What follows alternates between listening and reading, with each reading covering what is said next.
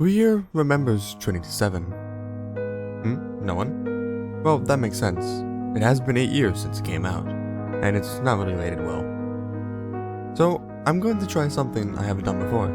An anime in minutes video for Trinity 7. This is Trinity 7 in however long it takes, anime only. Our main character Arthur wakes up after a mysterious dream and discovers that he's been groping his cousin Hijiri. I can see where this is going. It is not time yet though. The morning routine is normal, with the only difference being that the sun is black and that Arthur is threatened by a girl wearing the same uniform. Flash forward onto the rooftop, Arthur confronts Hijiri, claiming her to be an imposter. And eventually gets her to admit it. The unknown girl appears with a gun, firing at the imposter, who blocks her attack with some sorghum type of area. Imposter identifies her as a mage, and, well, Arthur just recognizes her because of her act, which is a little confusing because last time I checked, she doesn't have antlers, so I wonder what he means. Let me go check. Oh wait, now there's antlers. I wonder why I missed them before. Arthur gets his flashback of the Hijiri, who gives him a grimoire and tells him to remember her, and kisses him before disappearing. I think this might be a point to add this.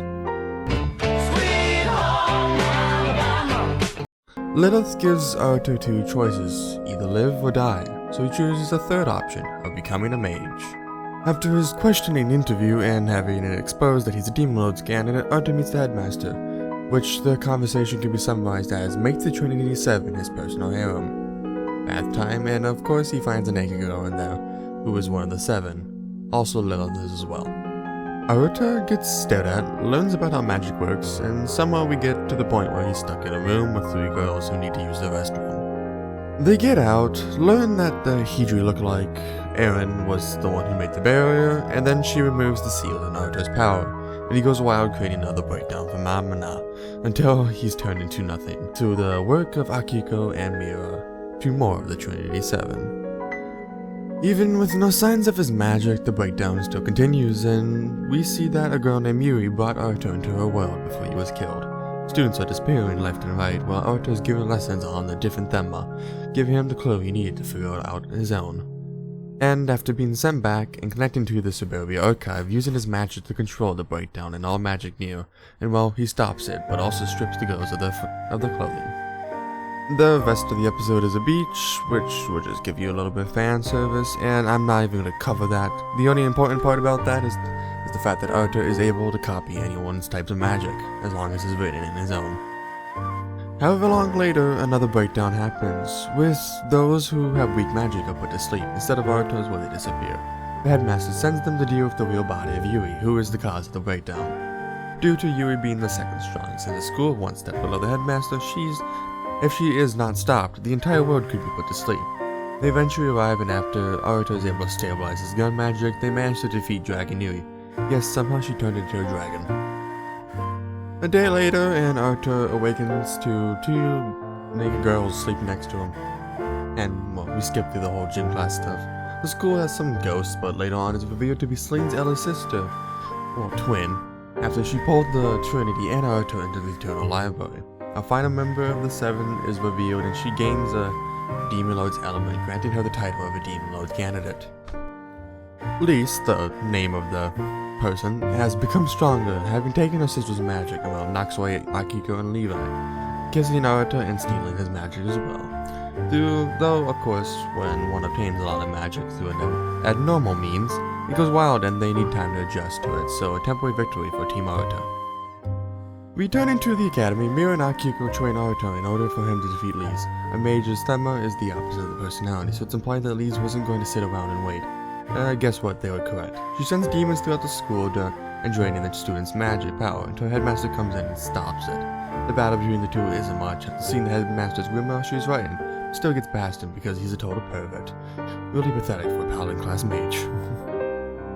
Due to his status as main character, Arthur masters the magic he needs to use against Lise. He'd go on and use a dragon against her, which causes some fan service to happen. Lise would use a spell to stop time, and after some back and forth, freezes Arthur and once again kisses him to steal more of his magic. Arthur, being clever, placed the seal that he needed to extract a Demon Lord's candidate seal on his tongue. So after she kisses him, she loses the demon cannon element, and well, she is stuck in a frozen time world due to casting a forbidden spell, until Naruto and Celine can figure out a way to bring her back. The 8th episode isn't much to it. Naruto is added to Grimoire's security and they are sent to another academy which was destroyed, but the teleportation circle went haywire and another fake Hijui appears. Sora, who is Naruto's Grimoire, is captured